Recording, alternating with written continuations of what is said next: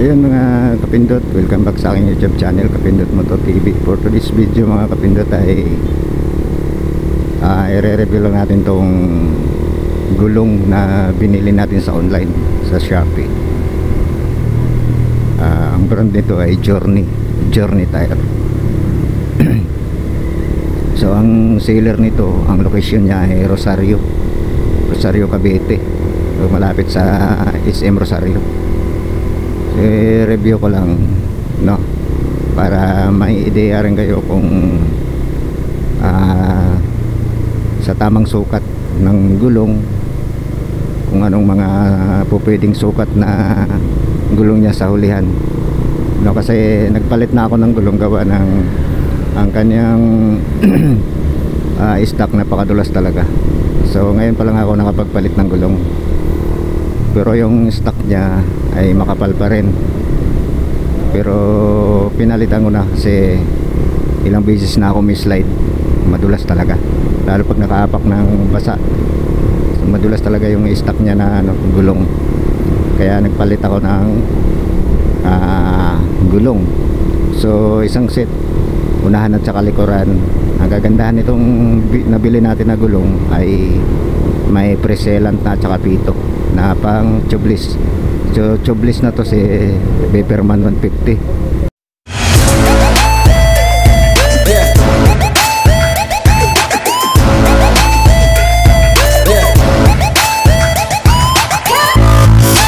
Tinubeless na natin, ano. So hanap lang tayo ng pwesto na pwede tayong tumigil, no. Pwede tayo huminto or magtambay para maipakita ko sa inyo yung gulong na binili ko. Hanap lang tayo ng lugar na safety para hindi tayo madali. So balikan ko kayo mamaya mga kapindot pagka nakahanap na tayo ng safety lugar.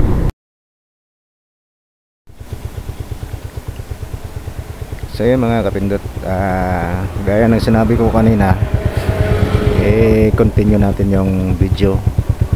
So i-share ko sa inyo yung yung gulong na binili natin or binili ko. So ito siya, yan. So ito yung size nya, 120 70 17 yung sa likuran, para may guide rin kayo mga kapindot, no. So kayang kaya dito ang 120, kahit 130 pa siguro kayang kaya. Yan. So original to, Journey Tires brand. Ito yung sa likod. Yan, Journey, Journey.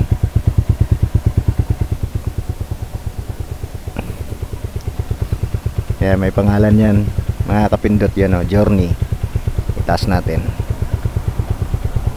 Yan, Journey Tires. Hindi. Tapos ang size nya 120 by 70 17. Yan, nakalagay 120 70 17. Tapos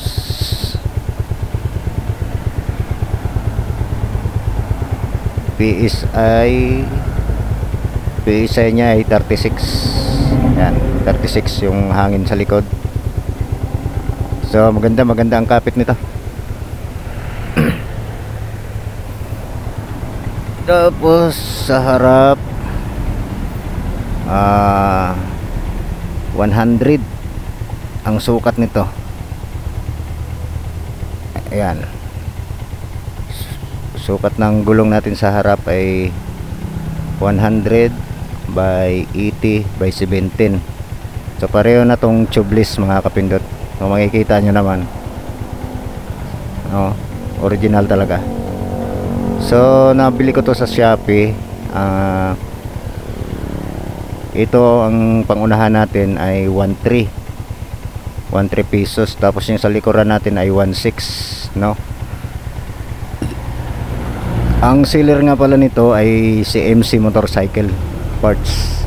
Dito lang sa Rosario, Cavite. Yan, malapit sa SM Rosario. Yan, Journey po. Yan. Journey po ang tatak. Yan, kahapon ko lang to pinakabit. So ang ganda ng performance niya mga kapindot. Kapit na kapit talaga kahit sa basa, madaan sa basa. Ganda ng ano niya, kapit. Hindi siya madulas. Kasi yung stock tire ni Beperman ay madulas. No, madulas. Ilang beses na ako na slide dun. So yan. Ito mga kapindot, talagang ano to, hindi sayang yung pera ko dito. So ang stock kasi nasukat ng gulong ni Beperman sa unahan ay 80 by 90 by 17, tapos yung sa likuran 100 by 80 by 17. Ngayon pinalakihan ko, ginawa kong 120 yung sa likuran, tapos sa harapan ay 100. So yun lang mga kapindot. Maraming salamat sa inyong panunood. Ano, talagang may tatak lahat yung gulong niya. Ito pa, oh. Yan, oh, 25%, 50%, 75%. Grabe, ang ganda ng gulong. So yun lang mga kapindot. Maraming salamat sa inyong panunood. Sana nabigyan ko kayo ng ideya kung anong kasukat ng mga gulong niya, kung anong pwede ikabit dito, malapad man o ano. So kayang kaya dito mga kapindot, kahit 130 pa. So mas maganda sana kung malapad rin yung rim, no? I-upgrade rin yung rim para ito. So, yung pinakabit ko to, sobrang lapad nito mga kapindot, pero nang kinabit na sa rim, bumilog siya. Bumilog kasi hindi malapad yung ating rim. Pang 100 lang yung rim natin. So yun lang mga kapindot. Maraming salamat sa inyong panonood. Pag-like, pag-share at pa-subscribe na rin ako mga kapindot. So abangan nyo yung pag-adjust natin sa clutch ni Beperman, no?